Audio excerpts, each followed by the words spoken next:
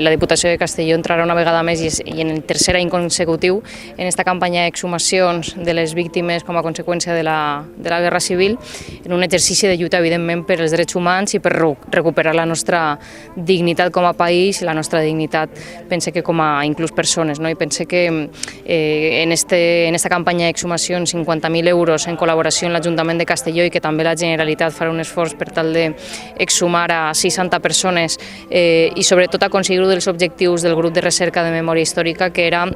aconseguir exhumar fileres senceres i per tant tindre més eficiència a l'hora de poder recuperar a més familiars i poder retornar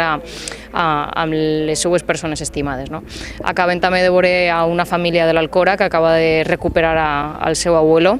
i només de veure les llàgrimes d'emoció per haver d'alguna manera posat punt i final a una etapa de la seva història contemporània de la seva família, però que també del nostre país,